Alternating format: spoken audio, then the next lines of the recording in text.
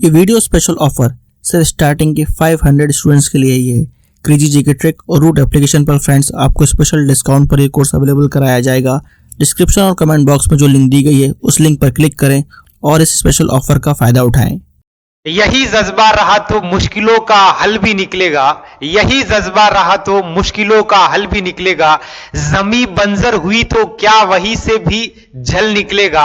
ना हो मायूस ना घबरा अंधेरों से मेरे साथी, इन्हीं रातों के दामन से सुनहरा कल भी निकलेगा। जी हां दोस्तों, मैं हूं अभिषेक। एक बार फिर से आपका क्रेजी जीके के अंदर बहुत बहुत स्वागत और अभिनंदन। आज का जो अपना सेशन रहने वाला है, रीति रिवाज का जो पार्ट फर्स्ट हमने पढ़ा था, आज रहेगा पार्ट सेकंड, जिसके अंदर प्रमुख रीति रिवाजों के बारे में चर्चा करने वाले। देखिएगा, राजस्थान के प्रमुख रीति रिवाज एवं प्रथाएं। देखिएगा, सबसे पहले बात करते हैं कि हम विवाह से संबंधित रीति रिवाज पढ़ रहे थे। उनमें विवाह से संबंधित हमने बारात जो दुल्हन के घर तक पहुंचती है, वहां तक हमने यहां पर क्या पढ़ लिए थे, रिवाज या यूं कहें परंपराएं पढ़ ली थी। देखिएगा, बात करते हैं जेला मेला की आरती। क्या होती है जेला मेला की आरती? देखिएगा, तोरण पर रस्म होने पर वर की सास जब बारात घर से निकलती है ना, दूल्हे के घर से जब बारात निकलती है उसे कहा जाता है निकासी कहते, बारात की निकासी कहते हैं। अब बारात क्या है, दुल्हन के घर पहुंच चुकी है और दुल्हन के घर पहुंचने पर सबसे पहले जो प्रक्रिया की जाती है उसे कहा जाता है तोरण। क्या कहा जाता है? तोरण।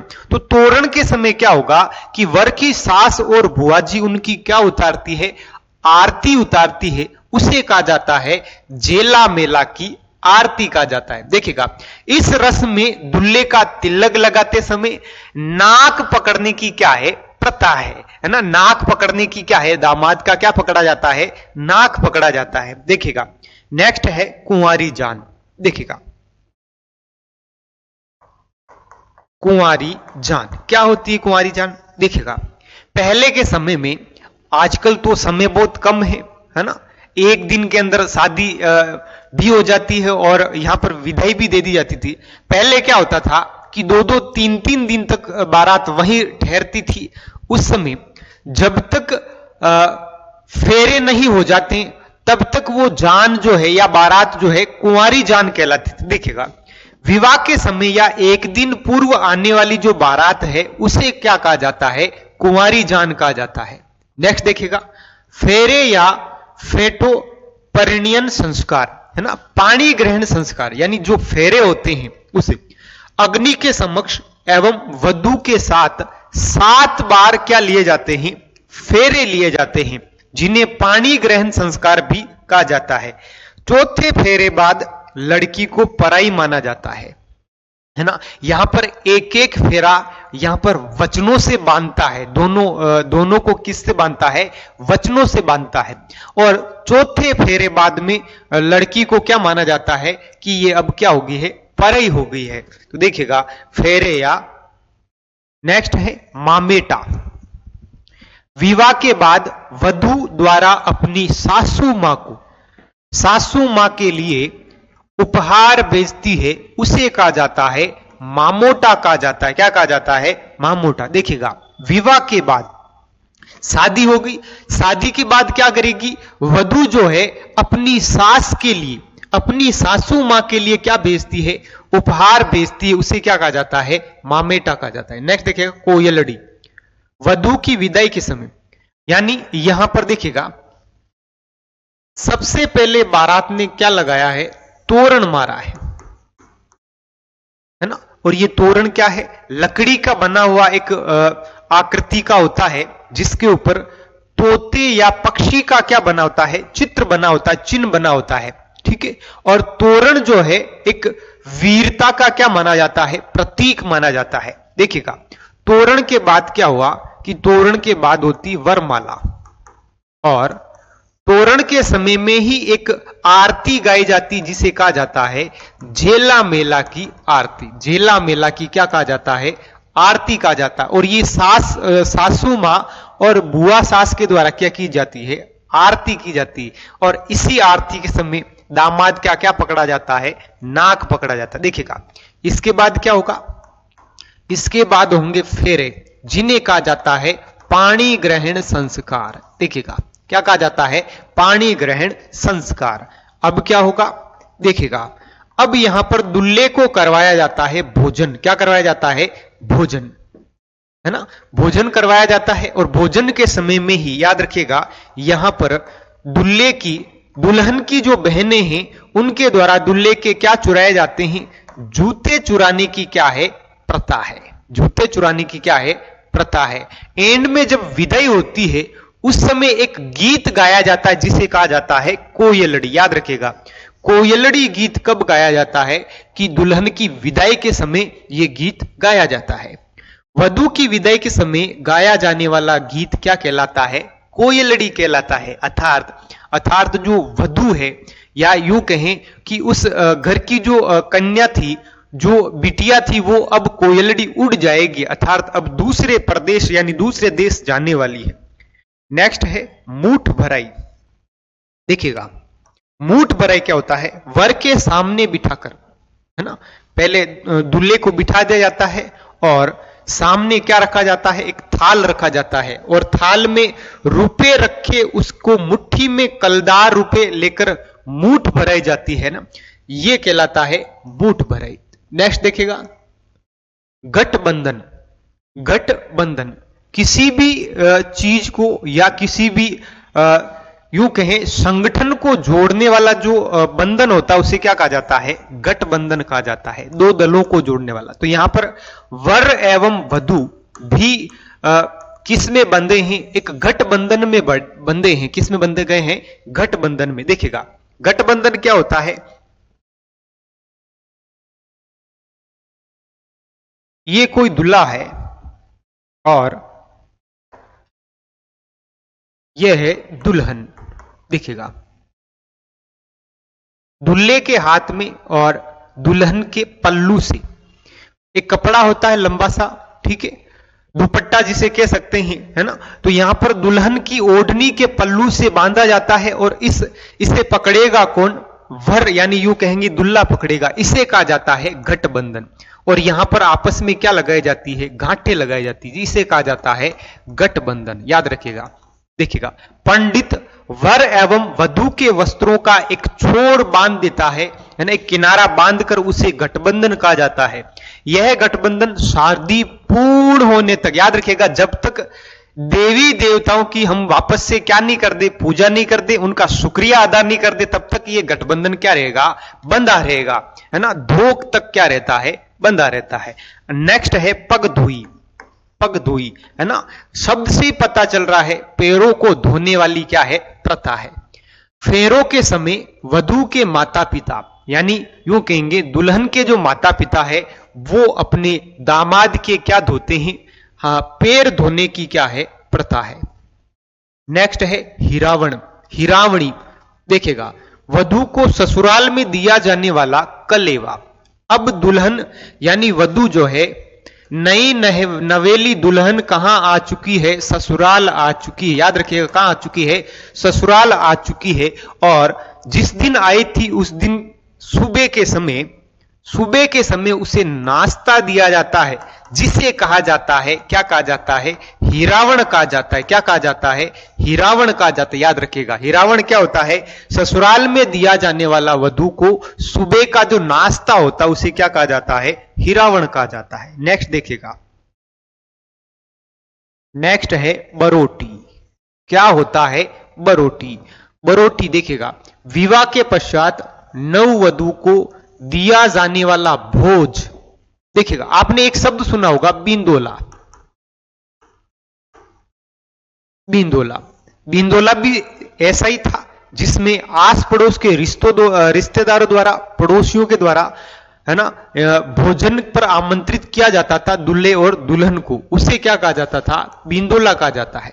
यहां पर क्या होता है कि अब ससुराल में जब नवी नवेली दुल्हन आ जाती है तो उसे उसके आगमन की खुशी के लिए आस पड़ोस के व्यक्तियों को, रिश्तेदारों को भोजन पर बुलाया जाता है। देखिएगा विवाह के पश्चात नववधू को दिया जाने वाला भोज और वधू के स्वागत के लिए होता है, इसे क्या कहा जाता है, बरोटी कहा जाता है। क्या कहा जाता है? बरोटी, है ना। बे से बहू, बे से क्या हो जाएगा? बींदड़ी, बे से बहू, और इसको क्या खिलाई जाती है?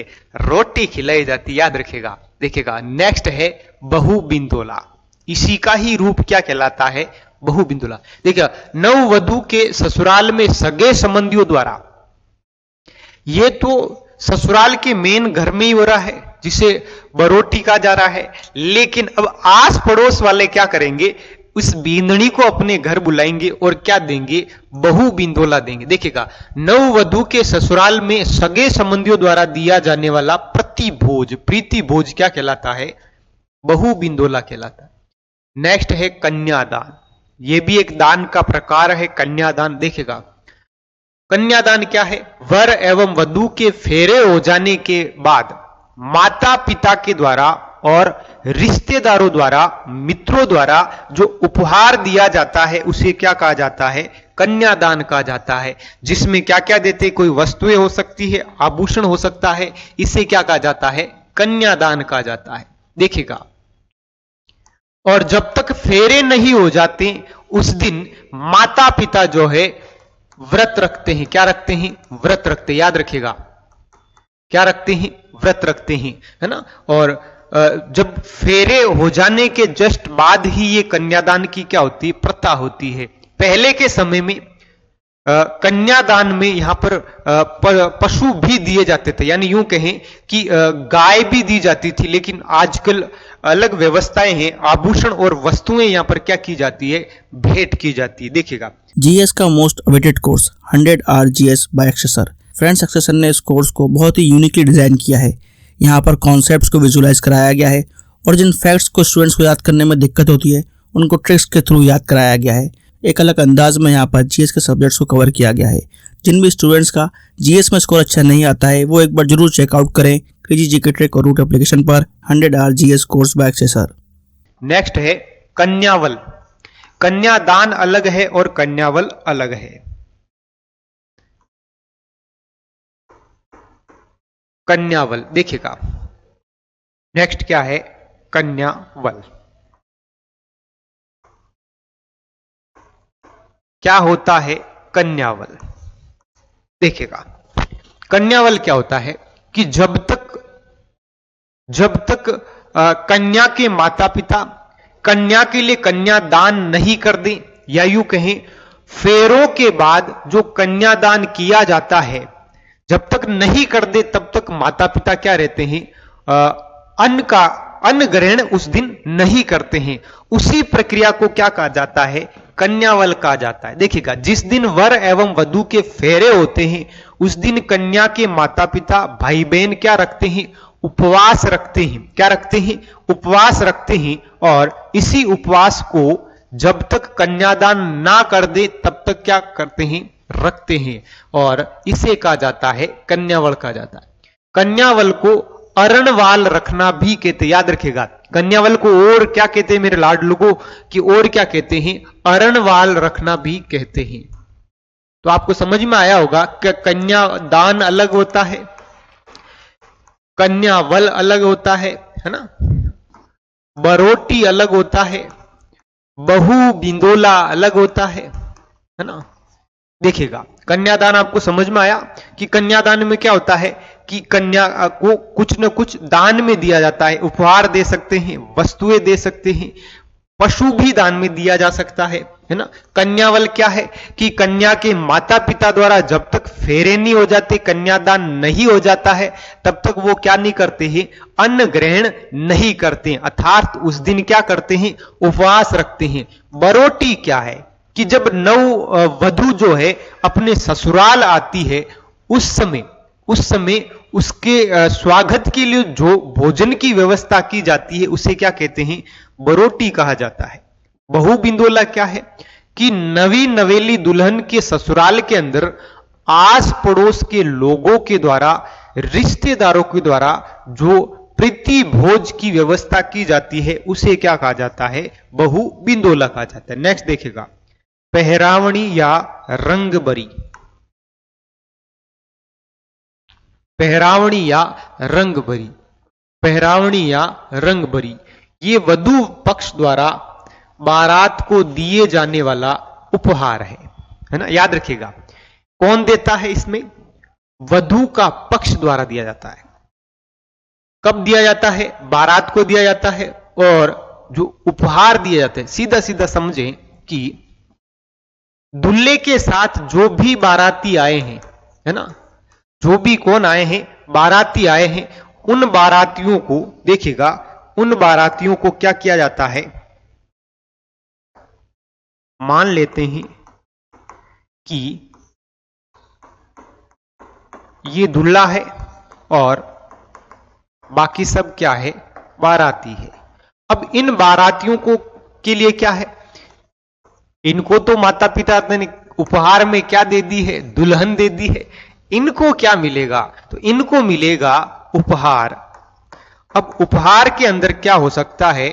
उपहार में कोई वस्तु हो सकती है, वो सभी बारातियों को दी जाती है ना। चांदी के सिक्के भी हो सकते हैं, है ना। तो देखिएगा, ये उपहार क्या कहलाता है? पेहरावणी कहलाता है। पेहरावणी क्या कहलाता है? पेहरावणी कहलाता है। देखिएगा, वधू पक्ष के द्वारा अर्थात वधू के माता पिता के द्वारा बारातियों को दिया जाने वाला उपहार क्या कहलाता है?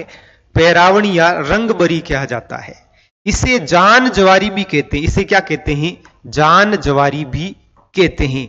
और इसे रंगबरी इसलिए कहा जा रहा है क्योंकि एक थाल में रंग भर करके और उस पर पूरा हाथ, है ना, यूं कहेंगे कि पीठ पर पूरा थाप बनाया जाता है ना। तो देखिएगा, इसे कहा जाता है रंगबरी। नेक्स्ट देखिएगा, जुआरी। क्या होता है जुआरी? देखिएगा, होता क्या है? दामाद को ससुराल पक्ष वाले टीका निकालकर, है ना, टीका निकालकर नारियल एवं रुपये नेग स्वरूप देते हैं। ये तोरण के समय में ही ये क्या होती है? प्रथा होती है। जैसे ही बारात मुख्य द्वार पर पहुंचती है, उस समय झेला मेला की आरती भी होती है। और अब यहां पर क्या होगा कि ससुर जी के द्वारा या यूं कहें कन्या के दादाजी के द्वारा यहां पर क्या होगी कि दामाद को तिलक निकाल कर क्या दिया जाता है? नारियल भेंट किया जाता है। क्या भेंट किया जाता है? नारियल। और नेक के रूप में क्या दिया जाता है? 1 रुपये दिया जाता है। इसे खोड़ जोड़ करना भी कहते, याद रखिएगा, इसे और क्या कहते हैं? खोड़ जोड़ करना भी कहते हैं। नेक्स्ट देखिएगा, ओलंदी। नेक्स्ट है आपका ओलंदी। क्या है?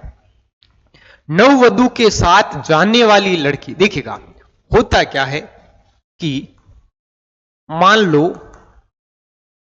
ये कोई दुल्हन है और ये दुल्हन पहली बार कहां जा रही है? ससुराल जा रही है ना। तो इसे अजीब लगेगा, है ना, रहने में थोड़ी सी क्या होगी? दिक्कत होगी, है ना। नई नई जगह हम कहीं भी जाते थोड़ी सी झिझक होती है। तो इसके लिए क्या है? इसके लिए लड़की के ही या यूं कहें किसी सहेली को या किसी रिश्तेदारी में कोई छोटा अगर बच्चा है, उसे इनके साथ भेजा जाता है। तो उसे कहा जाता है ओलंदी कहा जाता है। क्या कहा जाता है? ओलंदी कहा जाता है। देखिएगा, नववधु के साथ लड़की या उसका छोटा भाई, परिवार का कोई भी सदस्य साथ में जब जाता है तो उसे क्या कहा जाता है? ओलंदी कहते हैं। एक एक प्रथा को हम यहां पर पढ़ने वाले हैं दोस्तों। देखिएगा, नेक्स्ट है छेड़ा छिड़ी। क्या है ये छेड़ा छिड़ी? एग्जाम में आया हुआ भी है BSTC के अंदर। पाणी ग्रहण के समय जब फेरे हो रहे हो, उस समय वर एवं वधु के हथलेवा लेते समय वधु की चूनड़ के किनारे पर गांठ लगाई जाती है ना। याद रखिएगा, क्या लगाई जाती है? गांठ लगाई जाती है। देखिएगा, मान लेते हैं कि ये फेरे में बैठे हुए हैं दूल्हे और दुल्हन, है ना, दूल्हे और दुल्हन। होता क्या है? दुल्हन की ओढ़नी के किनारे पर एक क्या लगाई जाती है? गांठ लगाई जाती, जिसे क्या कहा जाता है? जिसे कहा जाता है छेड़ा और छिड़ी। जानकारी के लिए याद रखिएगा दोस्तों कि एक प्रथा होती है छेड़ा प्रथा। देखिएगा, क्या होती है छेड़ा प्रथा? छेड़ा प्रथा एक तलाक या रिश्ते के टूटने से संबंध रखती है। देखिएगा होता क्या है कि आदिवासियों में जब कोई पति या यूं कहें पति से परेशान होकर पत्नी जब अपने मायके जाती है तो उस समय यह प्रथा होती है। कैसे होती है कि अपनी ओढ़नी का पल्लू फाड़कर, है ना, अपनी ओढ़नी का क्या फाड़कर, पल्लू फाड़कर अपने पति को देती है और कहती है कि तू तेरे और मैं मेरे, है ना, आज के बाद हम एक दूसरे को नहीं जानते हैं। इस प्रथा को क्या कहा जाता है? छेड़ा प्रथा कहा जाता है। याद रखिए दोस्तों, सबसे अधिक कहां होती है? सर्वाधिक। देखिएगा सर्वाधिक दक्षिणी राजस्थान में, सर्वाधिक कहां होती है? दक्षिणी राजस्थान में। याद रखिएगा सबसे अधिक ये प्रथा कहां होती है? दक्षिणी राजस्थान के अंदर होती है। फिर बात कर लेते हैं कि ये प्रथा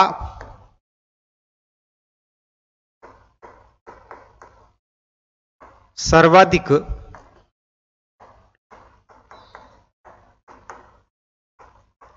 आदिवासियों में, और आदिवासियों में भी कौन सी जनजाति? भील जनजाति। याद रखिएगा कौन सी जनजाति? भील जनजाति, है ना।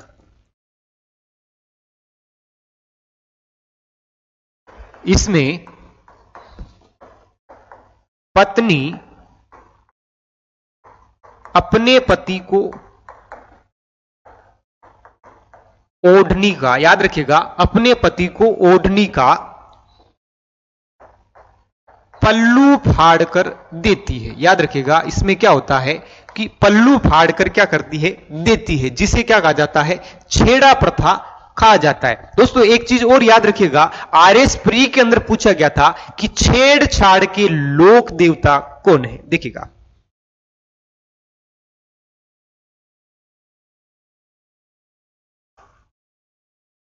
छेड़छाड़ के लोक देवता, एक एक चीज को यहां पर डाउट को क्लियर करने वाले हैं दोस्तों। देखिएगा एक होता है छेड़छाड़ के लोक देवता, ये होते हैं ईलोजी। ईलोजी को राजस्थान में छेड़छाड़ के क्या कहा जाता है? देवता कहा जाता है ना। इनका जो मुख्य मंदिर है वैसे यूं कहेंगे पश्चिमी राजस्थान, है ना, और बाड़मेर के अंदर इनकी क्या निकलती? यात्रा निकलती है ना। विवाह के इनकी पूजा कौन करते? तो याद रखिएगा जो कुंवारे लड़के होते हैं, उनकी कुंवारी लड़कियां होती है, वो क्या करती है? इनकी पूजा करती है। तो देखिएगा छेड़छाड़ के लोक देवता ईलोजी होते हैं। छेड़ा प्रथा सबसे अधिक आदिवासियों में होती है। और यहां पर आया था एक शब्द कि छेड़ा और छेड़ी, ये क्या होता है? छेड़ा और छेड़ी।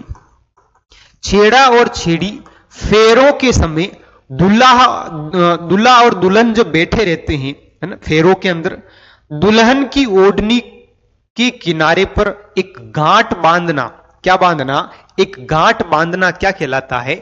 छेड़ा या छेड़ी कहलाता। तो छेड़ा छेड़ी से संबंधित ये तीन आपको तथ्य याद रखिएगा। छेड़ा प्रथा क्या होता है?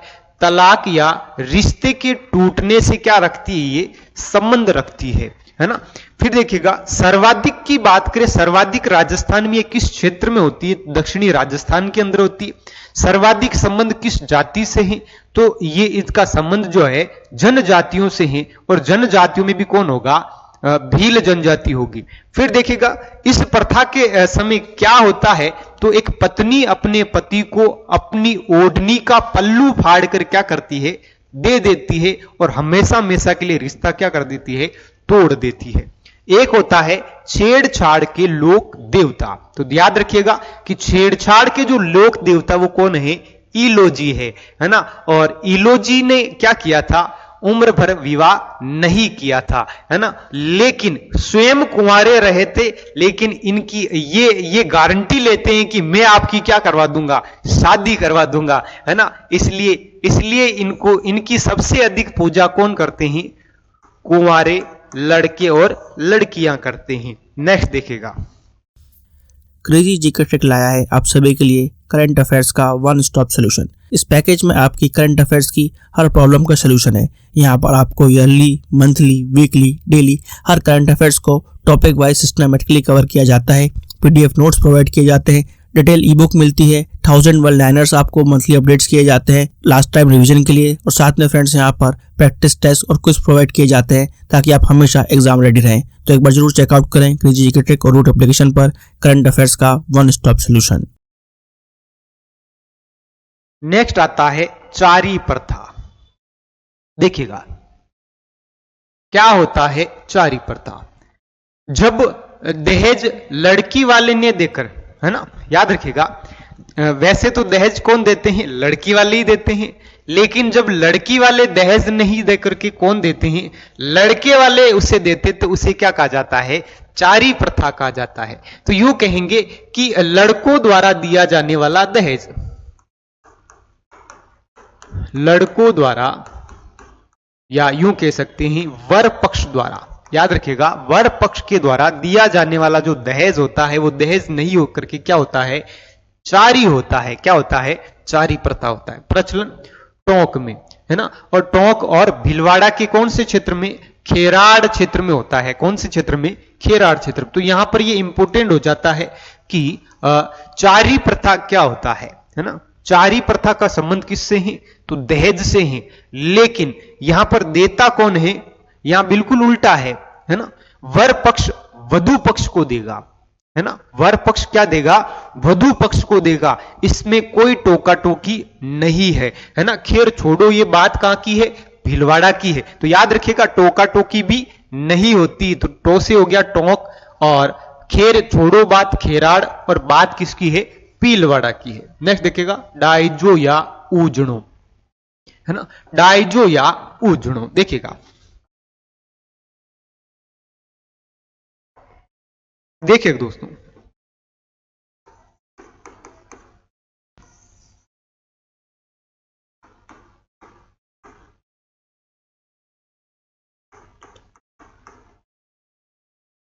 देखिएगा,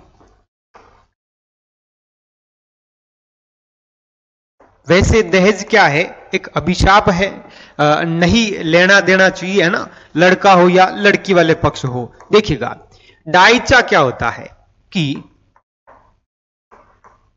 दुल्हन के परिवार वालों के द्वारा, परिवार वालों के द्वारा, या फिर यूं कहें माता पिता के द्वारा दुल्हन की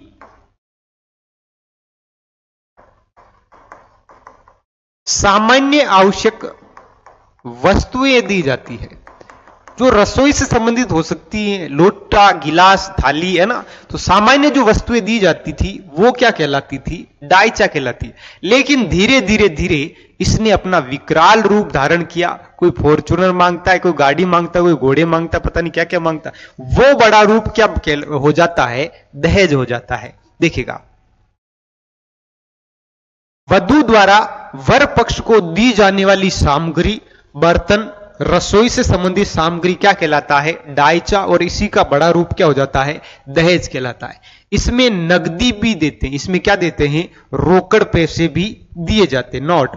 दहेज के समय वधु पक्ष की ओर से वर पक्ष को की माता को दी जाने वाली पोशाक सासू छाबड़ा कहलाता है ना। यहां से प्रश्न आ सकता है कि व्हाट इज दिस सासू छाबड़ा। देखिएगा कि सासू छाबड़ा क्या होता है? सासू छाबड़ा, सासू छाबड़ा, है ना। जब दहेज दिया जा रहा है, उस दहेज के समय या डायचे के समय एक वधु की जो माता है, यानी वर की सासू मां, वधु की सासू मां के लिए एक ओढ़नी या पोशाक देती, उसे कहा जाता है सासू छाबड़ा कहा जाता है। नेक्स्ट देखिएगा, राजस्थान के अंदर जो विवाह पर दिए जाने वाले भोजन है ना, अलग अलग समय अलग अलग भोजन की व्यवस्था होती है। उन व्यवस्थाओं को यहां पर हम एक साथ पढ़ने वाले। देखिएगा, कुंवारी जान का जीमण, नाम से पता चल रहा है कुंवारी जान, जान भी है अर्थात बारात तो है, लेकिन अभी तक क्या नहीं हुए हैं? फेरे नहीं हुए हैं। और उनको जो जिमाया जाने वाला भोजन है वो क्या कहला रहा है? कुंवारी जान का जीमन। है ना, याद रखिएगा। नेक्स्ट है परणी जान का जीवन। परणी कहते हैं विवाह हो जाना, है ना, परिण्या। राजस्थान के अंदर पति को क्या कहा जाता है? परिण्या कहा जाता है। क्या कहा जाता है? परिण्या। तो देखिएगा परिण्योड़ी जान का क्या है? जीवन। तो आप समझ पा रहे होंगे कुंवारी जान का जीवन और परिण्योड़ी जान का जीवन। फिर है अगर किसी घर के अंदर दो बेटियों का विवाह या दो कन्याओं का विवाह एक साथ हो रहा है, इसका मतलब एक छोटी है और एक बड़ी बेटी है। तो यहां पर जो भी प्राथमिकता पहले दी जाती है वो बड़ी जान को दी जाती है, बड़े दुल्हे को दी जाती है। तो पहले भोजन कौन करेगा? बड़ी बारात करेगी। तो देखिएगा बड़ी जान का जीवन। फिर है मुकलानी जीवन। अगर मुकलावा आया है ना, गोना जिसे कहेंगे, उसका भोजन क्या कहला रहा है? उसका मुकलानी कहला। तो ये चार प्रकार आपको विवाह से संबंधित क्या होंगे? भोजन से रिलेटेड ये शब्द हो गए हैं। कुंवारी जान का जीवन, परिणी जान का जीवन, बड़ी जान का जीवन और मुकलानी। नेक्स्ट देखिएगा बांधना रोकना। देखिएगा अब दुल्हन ससुराल आ चुकी है ना, भैया भाभी को लेकर के घर तक पहुंच गए हैं, लेकिन अब बहना क्या करेगी? भैया के लिए गेट बंद कर देगी और रास्ता रोकेगी, है ना, अंदर प्रवेश निषेध है। जब तक मैं जो मांगू मुझे नहीं मिल जाए तब तक मैं दरवाजा नहीं खोलूंगी। देखिएगा उसे कहा जाता है बांधना रोकना। उसे क्या कहा जाता है? बांधना। बांधना कहते हैं दरवाजे को।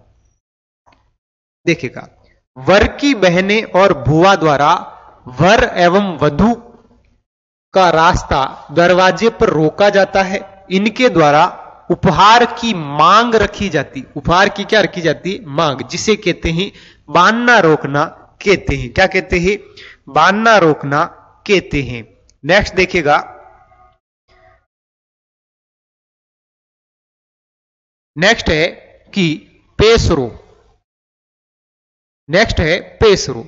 देखिएगा वधू के गृह प्रवेश के समय थालियां रखी जाती। इसका मतलब यह हुआ कि अभी अभी बांधना रोका गया और कहीं ना कहीं भाई ने अपनी बहनों को समझा दिया है कि मैं आपके लिए ये करूंगा या मैं सोने की चीज ये ले लूंगा, है ना। तो देखिएगा कहीं ना कहीं बहनें संतुष्ट हुई और कहा कि ठीक है भैया, ठीक है। और जैसे ही अब दुल्हन घर के अंदर प्रवेश कर रही, गृह प्रवेश कर रही नवी नवेली दुल्हन, तो देखिएगा उनके सामने क्या रखी जाती है?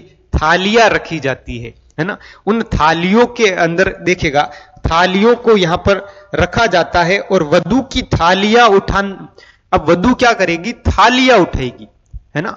7-9 जो भी थालियां हैं रखी जाएगी आगे और बढ़ती जाएगी, थालियां उठाती जाएगी। अगर थालियों की आवाज आती है तो यहां कहीं ना कहीं ऐसा समझा जाता है कि बहू थोड़ी बहुत क्या है? तेज है, ऐसा कहा जाता। देखिएगा तो देखिए थालियों की क्या नहीं आनी चाहिए? आवाज नहीं आनी चाहिए, है ना। तो देखिए इसको क्या कहा जाता है? पेशरो कहा जाता है। क्या कहा जाता है? पेशरो। तो याद रखिएगा पेशरो क्या है, बांधना रोकना क्या है। नेक्स्ट देखिएगा सिविल सर्विसेज के लिए सबसे affordable course friends crazy GK Trick और रूट एप्लीकेशन पर अवेलेबल है आरएम 2.0। इस कोर्स के अंदर जीएस के सभी इंपॉर्टेंट सब्जेक्ट्स को डिटेल में कवर किया गया है। साथ साथ फ्रेंड्स यहाँ पर आपको आंसर राइटिंग की प्रैक्टिस कराई जाती है, इंडिविजुअल मेंटरशिप दी जाती है और सिविल सर्विसेज को क्रैक करने के लिए क्या बेस्ट स्ट्रेटेजी हो सकती है इस पर भी बात की जाती है। तो एक बार जरूर चेकआउट करें क्रेजी जीके ट्रिक का civil services foundation batch RM 2.0। Next है अब जात देना। सब कुछ काम हो चुका है, अब हम क्या करेंगे? अपने जो पितृ देवता है, इष्ट देवता है, उनके यहां पर क्या करेंगे? अब उनको भी धन्यवाद अर्पित करेंगे। उसको कह रहे हैं यहां पर जात देना, कि हमारा काम बिल्कुल मंगल में हुआ है और कोई बिना समस्या के हम दुल्हन को घर पर लेके आ चुके हैं। इसके लिए यहां पर हम इनका क्या अर्पित कर रहे हैं? धन्यवाद अर्पित कर रहे हैं। देखिएगा वर एवं वधू के विवाह के समय के दूसरे दिन अपने इष्ट देवता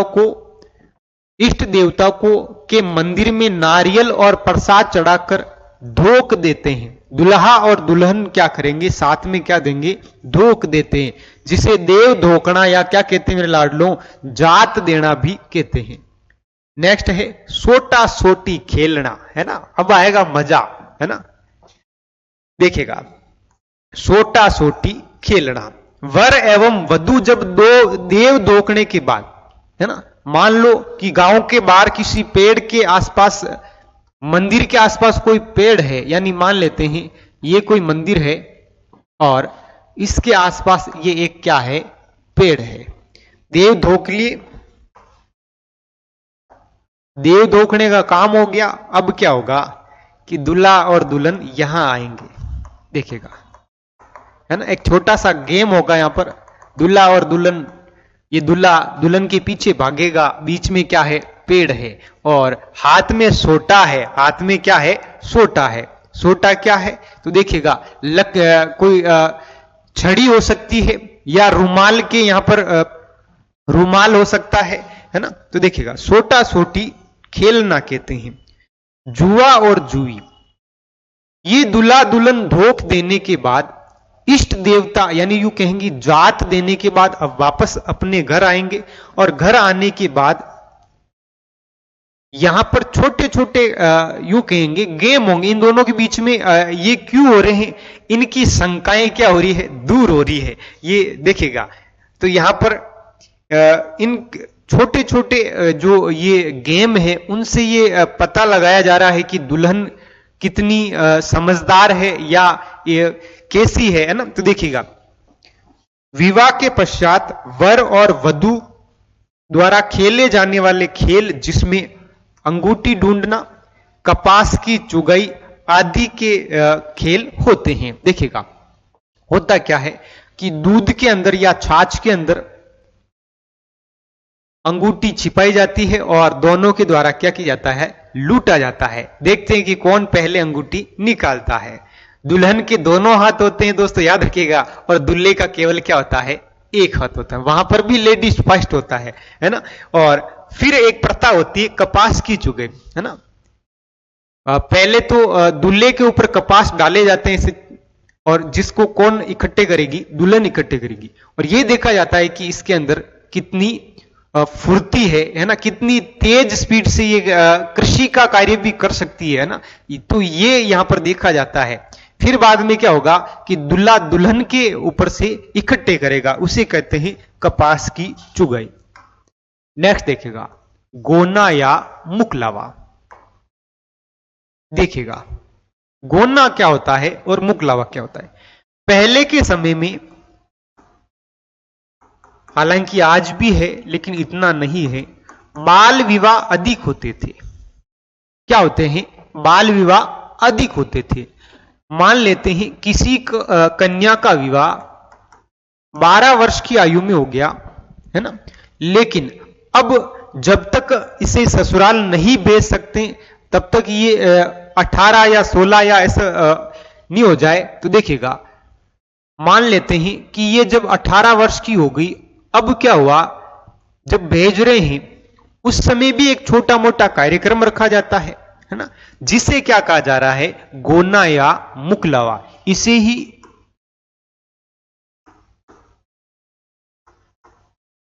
सीख देना भी कहते हैं। याद रखिए दोस्तों, सीख देना भी कहते हैं।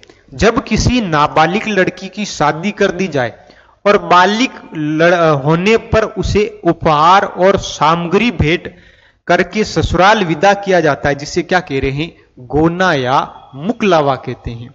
नेक्स्ट है रियाण। क्या है रियाण, देखिएगा, रियाण एक प्रथा है।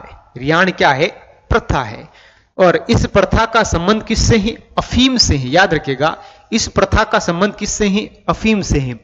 अब होता क्या है कि सुख या दुख, मृत्यु से संबंध भी रखती है ये प्रथा, कि अफीम का गोल बनाया जाता है। अफीम का क्या बनाया जाता है, गोल बनाया जाता है, और फिर रिश्तेदारों को हल्का हल्का सा पिलाया जाता है। देखिए, खुशी एवं गम के समय, अपने मित्र सगे संबंधियों के स्वागत के समय अफीम में पानी का गोल मिलाकर पिलाया जाता है। इस रस्म को क्या कहा जाता है, रियाण कहा जाता है।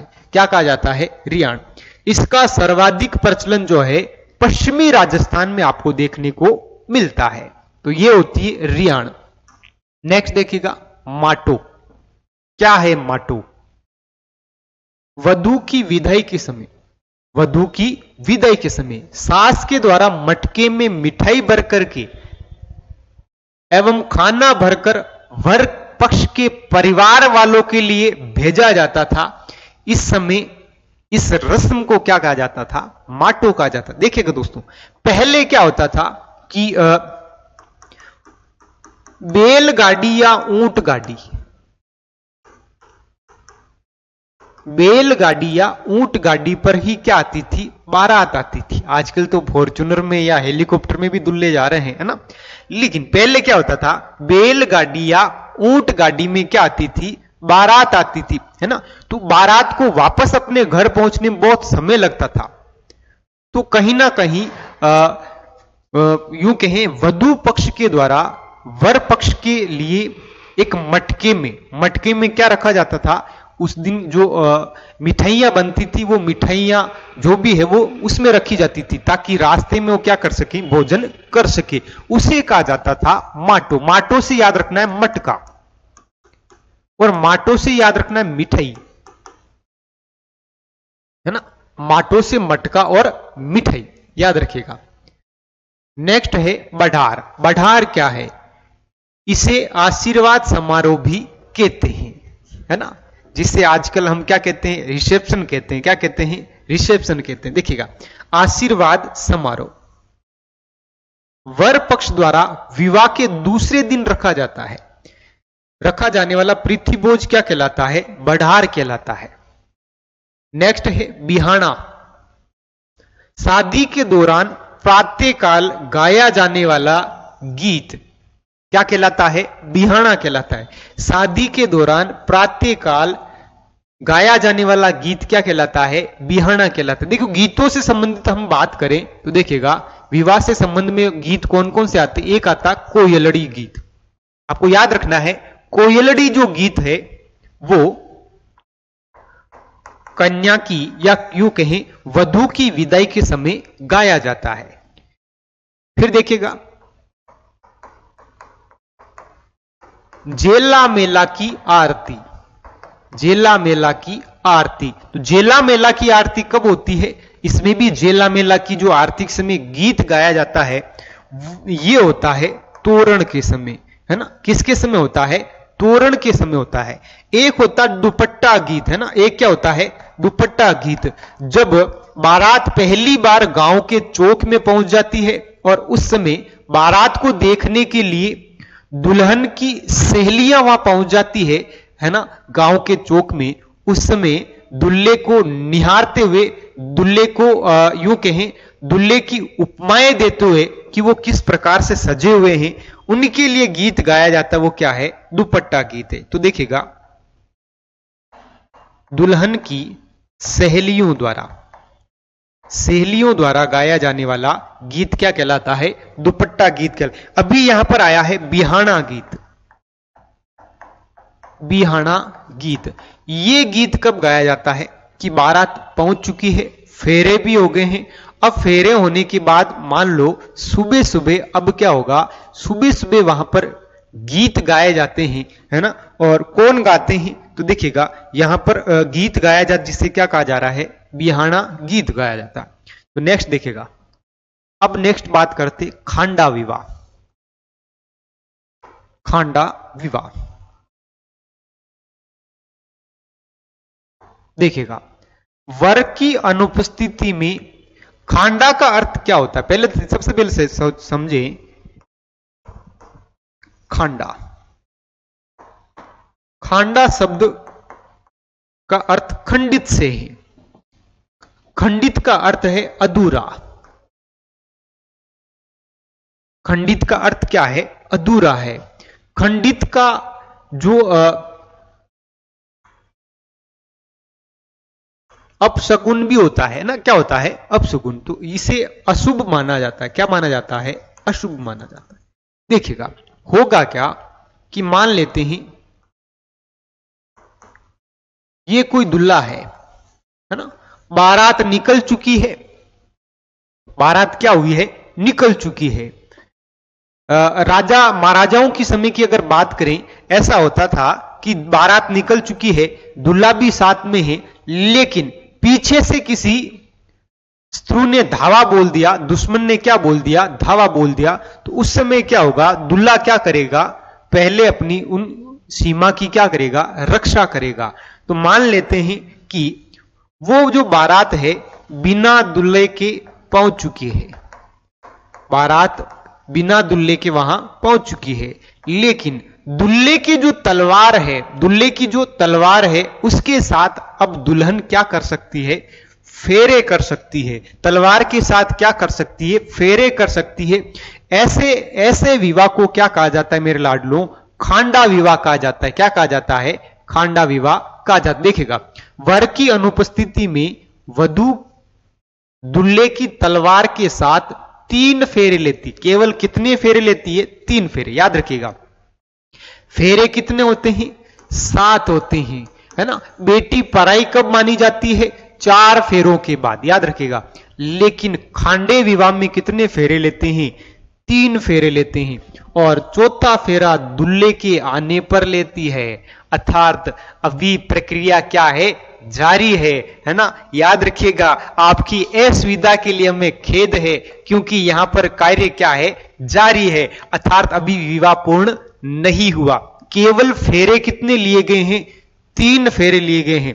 चौथा फेरा कब लेंगे, जब तक कौन नहीं आ जाए, हमारे दूल्हे राजा नहीं आ जाए, तब तक क्या होगा, विवाह नहीं माना जाएगा। यह रस्म खांडा विवाह कहलाती है। उदाहरण के तौर पर महाराजा तख्त सिंह जो जोधपुर मारवाड़ के राजा थे, उनके साथ भी ऐसा ही हुआ था। उन्होंने भी कौन सा विवाह किया था, खांडा विवाह किया था। याद रखिएगा, तो बड़े मजे की चीज थी। नेक्स्ट है मृत्यु से संबंधित रस्में। अगर आप मैथ्स के हर टॉपिक को कॉन्सेप्चुअली पढ़ना चाहते हैं और जल्द से जल्द हर क्वेश्चन को सॉल्व करना चाहते हैं, तो फ्रेंड्स क्रेजी जीके ट्रिक और रूट एप्लीकेशन पर मैथमेटिक्स का कंप्लीट फाउंडेशन बैच अवेलेबल है, जहां पर मैथ्स, अर्थमेटिक और एडवांस दोनों ही कवर किए गए हैं। साथ में फ्रेंड्स यहाँ पर आपको systematically topic wise video lecture मिलते हैं, टॉपिक वाइज पीडीएफ्स मिलती हैं और प्रैक्टिस टेस्ट मिलते हैं, जिनको पढ़ने के बाद आप मैथ्स की हर प्रॉब्लम को सॉल्व कर पाएंगे। कमेंट बॉक्स और डिस्क्रिप्शन में इस कोर्स की लिंक दी गई है, जहां पर फ्रेंड्स आपको स्पेशल प्राइस पर यह कोर्स अवेलेबल हो जाएगा, तो एक बार जरूर चेकआउट करें। अभी तक जो हमने पढ़ा था, देखिएगा, अभी तक जो हमने पढ़ा है वो विवाह से संबंधित थे। ये देखिएगा, जेला मेला की आरती, कुंवारी जान, फेरे, फिर नेक्स्ट है मामेटा। मामेटा आपको पता ही है कि उपहार भेजती है सासू मां के लिए। फिर है कोयलड़ी, जो गीत है वो कब गाया जाता है, विदाई के समय। मूठ भराई आपको पता ही है कि वर के सामने बिठाकर, वर को सामने बिठाकर मुट्ठी में पैसे वगैरह देकर के क्या किया जाता है, मुट्ठी कलदार भराई जाती। देखिएगा, फिर है गठबंधन, गठजोड़ भी कह सकते हैं। आपस में वर एवं वधू के कपड़े को क्या किया जाता है, बांधा जाता है। पग धोई, पैरों को धोना, माता पिता के द्वारा पैरों के धोना। हिरावणी क्या है, ये एक यूं कहेंगे नाश्ते का एक क्या है, प्रकार है। बरोटी क्या है, बरोटी और बिंदोला, बहु बिंदोला। बरोटी, बहू के आगमन के स्वागत के लिए जो भोजन की व्यवस्था की जाती है, उसे क्या कह रहे थे, बरोटी कह रहे थे। बहु बिंदोला, बहू के आगमन पर स्वागत के लिए आस पड़ोस के लोगों के द्वारा प्रीति भोज की व्यवस्था करना क्या कहलाता है, बहु बिंदोला कहलाता है। कन्यादान आपको पता ही है, माता पिता के द्वारा दिया जाता है। फिर देखिए कन्यावल, जब तक कन्यादान नहीं कर देंगे माता पिता, तब तक अन्न का क्या किया जाता है, व्रत किया जाता है। पेरावणी या रंगबरी, रंगबरी में क्या होगा कि एक एक बाराती को बुलाया जाएगा, है ना, तिलक लगाया जाएगा और उपहार दिया जाएगा, और साथ ही साथ उनके कपड़ों पर पंच जैसा क्या बनाया जाएगा, एक रंग से थाप बनाया जाएगा, जिसे क्या कह रहे हैं, रंगबरी कह रहे हैं। नेक्स्ट देखिएगा जुआरी, कि दामाद को ससुराल पक्ष वाले क्या निकालते हैं, एंड में टीका निकालते हैं, नारियल देते हैं और रुपए दिए जाते हैं, जिसे क्या कह रहे हैं, जुआरी, जिसे खोल जोड़ भी कहते हैं। ओलंदी क्या है, कि लड़की के साथ परिवार का छोटा बच्चा, भाई बहन जो भी साथ में जाते हैं उस सदस्य को क्या कहते हैं? ओलंदी कहते हैं। छेड़ा छेड़ी आपको पता ही है कि फेरों के समय दुल्हन की ओढ़नी पर जो गांठ बांधी जाती जिसे क्या कहा जाता है? छेड़ा छेड़ी कहा जाता है। चारी प्रथा देखिएगा, एक होता दहेज, और दहेज का दहेज तो होता है जो लड़की वाले लड़के वाले को देंगे, है ना। और इधर क्या होगा कि लड़के वाले अब लड़की वाले को देंगे, इसलिए क्या कह रहे हैं? इसे चारी कह रहे हैं। दे दो ना पापा जी दे दो ना, क्योंकि ये क्या है? बेचारी, है ना, याद रखिएगा। फिर नेक्स्ट है डाइचो उजणो, ये दहेज का ही एक रूप है। फिर हमने बात की है यहां पर भोजन की, अलग अलग भोजन से संबंध देखिएगा कि कुंवारी जान का जीवन, है ना, परिण्योड़ी जान का जीवन, बड़ी जान का जीवन और मुकलानी जीवन, है ना, ये चार हमने यहां पर देखे थे। नेक्स्ट देखिएगा बांधना रोकना, आपको पता ही है कि दूल्हे की बहन और बुआ जी के द्वारा अब क्या किया जा रहा है? रास्ता रोका जा रहा है। रास्ता रोकने के बाद एक प्रथा होती है जिसका नाम क्या है? पेशरोही, जिसमें दुल्हन के द्वारा थालियों को उठाया जाता है। नेक्स्ट देखिएगा जात देना, देवी देवताओं या इष्ट देवताओं के यहां पर जाकर नारियल चढ़ाना या यूं कहें धोख देना। सोटा सोटी खेलना, मंदिर के पास ही किसी पेड़ के यहां पर दुल्हा और दुल्हन के द्वारा एक खेल खेला जाता है, घूम घूम करके, सोटे मार मार करके। फिर है जुआ जुई, घर जाकर के दुल्हा दुल्हन छाछ में से या फिर दूध में से अंगूठी निकालना, है ना, कपास चुनना, ये क्या होता है? जुआ और जुई होता है। गोना या मुकलावा, आपको पता ही है कि जब नाबालिग लड़की जब उसका विवाह हो जाए और जब तक बालिग नहीं हो तब तक उसे कहां नहीं भेजा जाता है? ससुराल नहीं भेजा जाता है ना। जब भेजा जाता है तो उस समय कुछ प्रोग्राम या कार्यक्रम रखा जाता है, उसे ही क्या कहा जा रहा है? उसे कहा जाता है गोना या मुकलावा। रियाण एक प्रथा है जो विवाह से संबंध भी रखती है और मृत्यु से संबंध भी रखती है, जिसमें मेहमानों को अफीम का गोल बना करके पिलाया जाता है। माटो क्या है? में से माटो, में से मटकी, में से मिठाई, याद रखिएगा, है ना। में से माटो, में से मिठाई और में से मटका। मटके के अंदर मिठाई भर करके वधू की मां वर की मां के लिए मिठाइयां भेजती है ना, जिसे क्या कहा जा रहा है? माटो कहते हैं। बढ़ार, बढ़ार क्या है?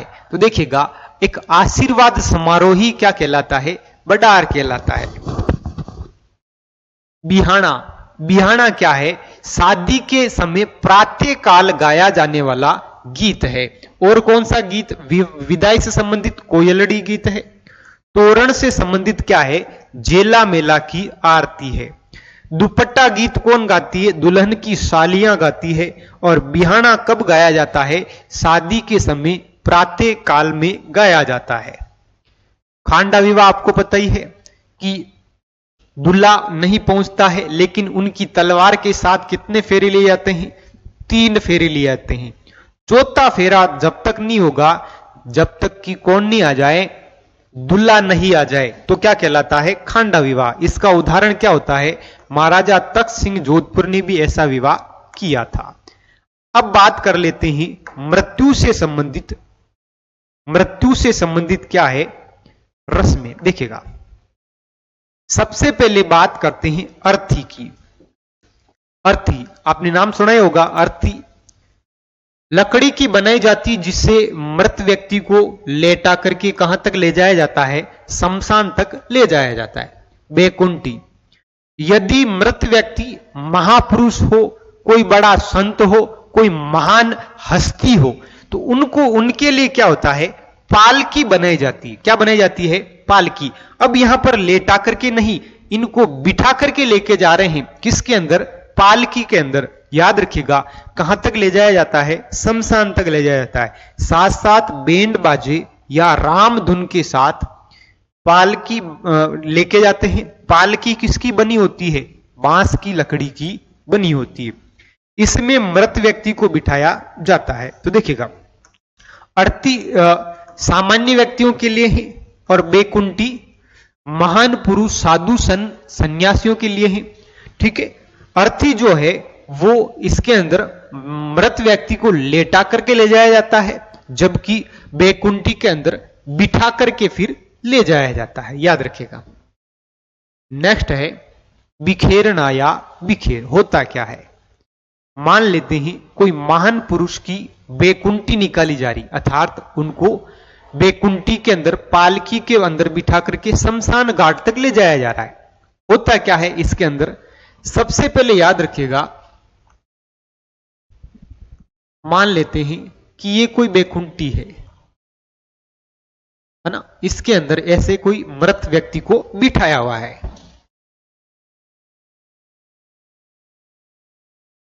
देखिएगा,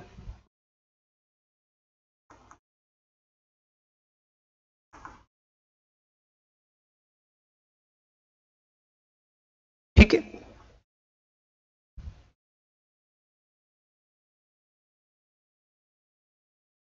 इसके सामने महिलाएं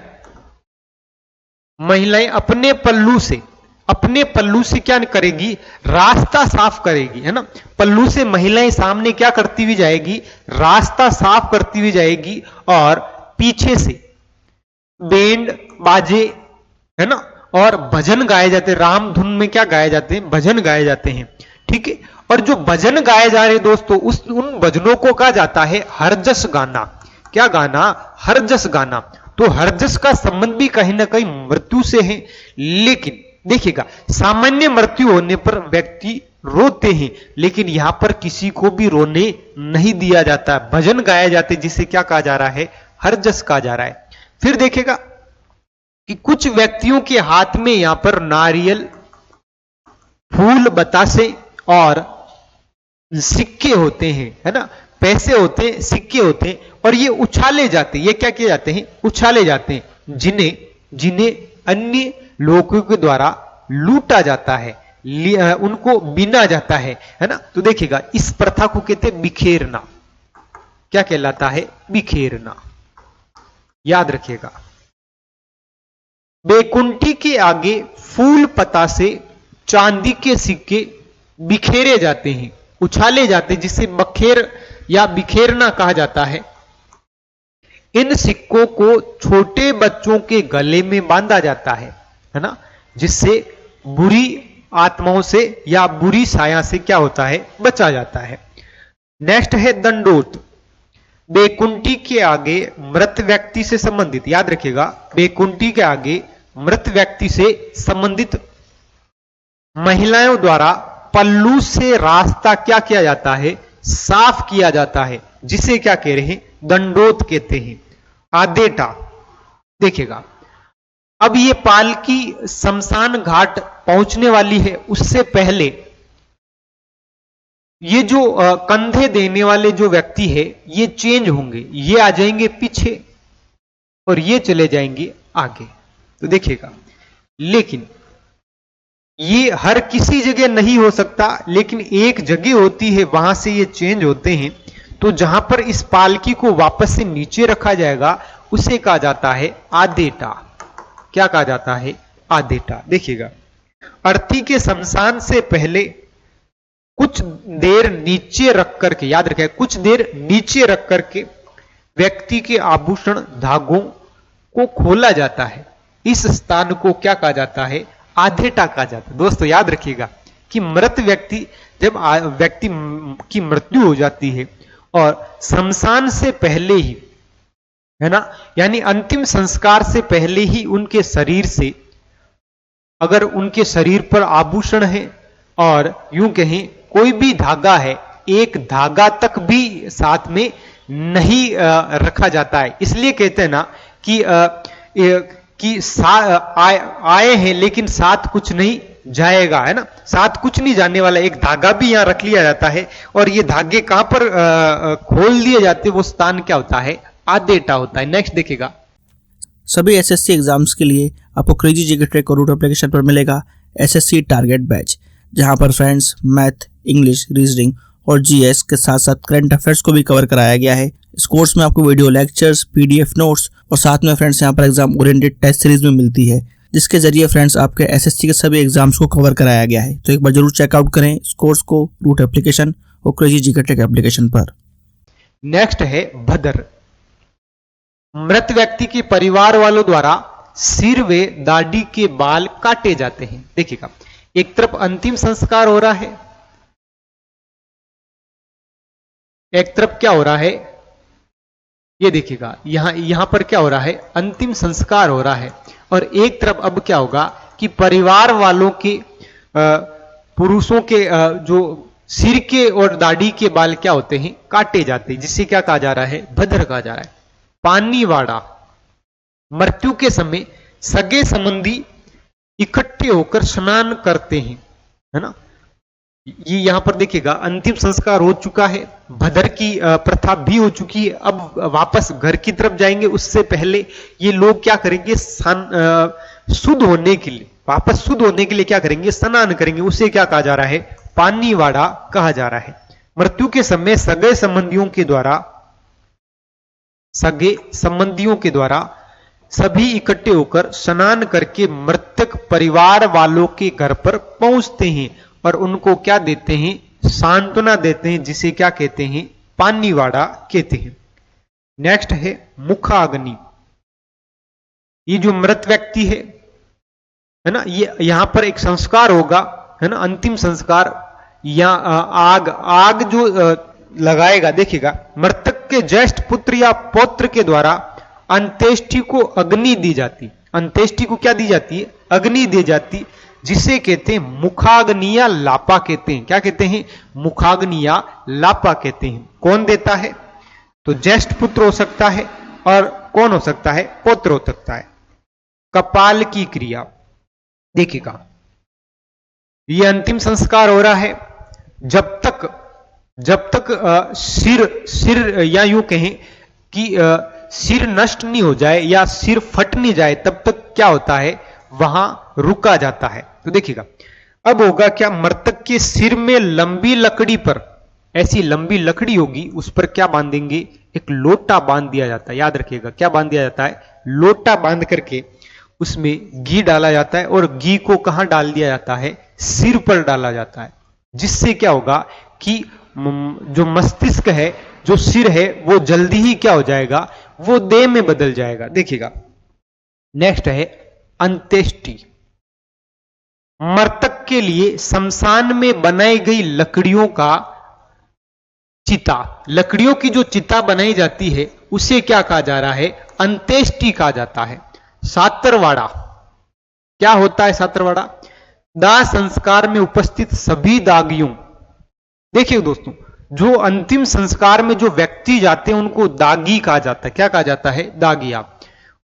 दाह संस्कार में उपस्थित सभी दागियों के निकटतम कुएं पर जाकर स्नान करते हैं, है ना। क्या करते हैं, स्नान करते हैं, और बाद में मृतक व्यक्ति के वापस घर जाकर के क्या देते हैं, सहानुभूति प्रकट करते हैं। उसे कहा जाता है सातरवाड़ा। क्या कहा जाता है, सातरवाड़ा। ठीक है, देखिएगा, फिर है कड़ो घास या कड़वा ग्रास। समझिएगा, सबसे पहले व्यक्ति की क्या हुई, मृत्यु हुई, और मृत्यु से ही यहां से दो संस्कार के प्रकार देखिएगा। अगर सामान्य व्यक्ति की मृत्यु हुई है तो शमशान घाट तक किस पर ले जाया जाएगा, अर्थी पर। अगर महान व्यक्ति है तो उनके लिए बैकुंठी या पालकी की क्या की जाएगी, व्यवस्था की जाएगी। ठीक है, अगर बैकुंठी की व्यवस्था की गई है, महान व्यक्ति है, तो देखिएगा रामधुन, बैंड बाजे और विशेष एक गीत याद रखिएगा, हरजस गाते हैं। क्या गाते हैं, हरजस गाते हैं। क्या गाते हैं, हरजस गाते हैं। देखिएगा, क्या गाया जाता है? हरजस गाया जाता है। नेक्स्ट देखिएगा, नेक्स्ट है कड़ो घास या कड़वा ग्रास। देखिएगा, अब होगा क्या कि उस दिन मान ले किसी भी परिवार में अगर ऐसी स्थिति हुई है तो वो लोग भोजन, या यूं कहें उस दिन उनके घर का चूल्हा नहीं जलता है, तो आस पड़ोस के लोग या रिश्तेदार उनको भोजन करवाते हैं, भोजन की व्यवस्था करते हैं, है ना, तो उन्हें कहा जाता है कड़वा घास। दाह संस्कार के बाद घर पर लौटने पर पड़ोसी और रिश्तेदारों द्वारा मृतक परिवार को अन्न का निवाला दिया जाता है, जिसे क्या कहते हैं? कड़वा घास कहते हैं। काठ की हांडी, है ना, काठ की हांडी और पीले हाथ, लड़की के पीले हाथ कितनी बार होते हैं? एक बार। और काठ की हांडी भी कितनी बार चढ़ती है? एक बार चढ़ती है। अर्थी के साथ साथ आगे एक व्यक्ति आग लेकर के चलता है ना, अग्नि लेकर के चलता है। किसके अंदर? हांडी के अंदर। उस हांडी को क्या कहा जाता है? काठ की हांडी। जलाकर अग्नि लेकर चलता है, इस हांडी को काठ की हांडी कहते हैं। फिर देखिएगा तिया या तीजो, इसे तीसरा भी कहते हैं। क्या कहते हैं? तीसरा। देखिएगा, मृत्यु के तीसरे दिन मृतक परिवार एवं रिश्तेदारों द्वारा शमशान में मिट्टी की छोटी कुल्लड़ी में पानी लेकर के और उसके ऊपर ढक्कन रखा जाता है, जिस पर चावल, है ना, मिट्टी के ढक्कन पर पके हुए चावल लेकर शमशान में रखते हैं। साथ ही मृतक के प्रिय वस्तु, बीड़ी हो सकती है, सिगरेट हो सकती है, तंबाकू हो सकती है ना, जो भी उसकी प्रिय वस्तु है वो आदि भी रखी जाती है। इस समय शमशान में मृतक व्यक्ति के अस्थियों का चयन किया जाता है। अस्थियों का क्या किया जाता है? चयन किया जाता है, और उन अस्थियों को सुरक्षित रखा जाता है, जिसे फूल चयन कहते हैं। और यही फूल आने वाले समय में कार्तिक मास की पूर्णिमा पर, या यूं कहें इन्हें गंगा जी या पुष्कर लेके जाते हैं विसर्जन के लिए। देखिएगा, उठावना क्या है? मृत्यु के बाद तीसरे या 12वें दिन जो बैठक को समाप्त किया जाता है उसे क्या कहते हैं? उठावना कहते हैं। 12वां या मोसर, मृतक के परिवार अपने निकटतम रिश्तेदार, गांव, समाज वालों को क्या करवाते हैं? भोजन करवाते हैं। ये पुरुष की मृत्यु पर 12वें दिन होता है, जबकि महिला की मृत्यु पर कब होता है? 13वें दिन होता है। याद रखेगा, पुरुष की मृत्यु पर तो कब होता है? 12वें दिन होता है, और महिला की मृत्यु पर कब होता है? 13वें दिन होता है। जोसर क्या होता है? यदि कोई व्यक्ति अपना जीवित जीते जी ही क्या करवा रहा है? मृत्यु भोज करवा देता है, उसे क्या कहते हैं? जोसर कहते हैं।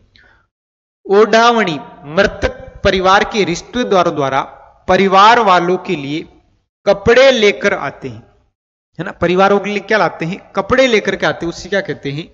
ओढ़ावणी कहते हैं। देखिएगा, मुकान या कान, होता क्या है कि किसी की मृत्यु होने के बाद जैसे जैसे सूचना पहुंचती है, वो व्यक्ति अब मृत परिवार के यहां पर आते हैं, है ना, और सांत्वना देने के लिए आते हैं।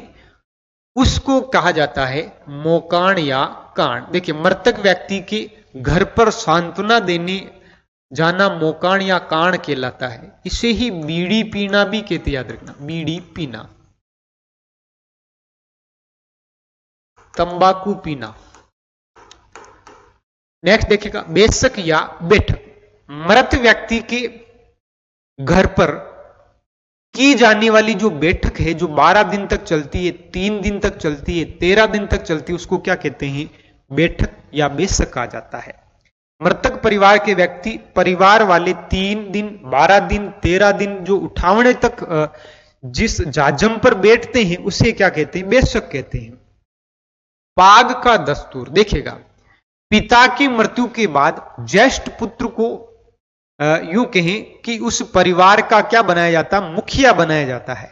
तो उस समय तो यहां पर एक पाग का क्या होता है? दस्तूर होता, पगड़ी का दस्तूर। मृतक व्यक्ति के ज्येष्ठ या वरिष्ठ को उत्तराधिकारी बनाया जाता है, जिसके लिए पगड़ी बांधी जाती है।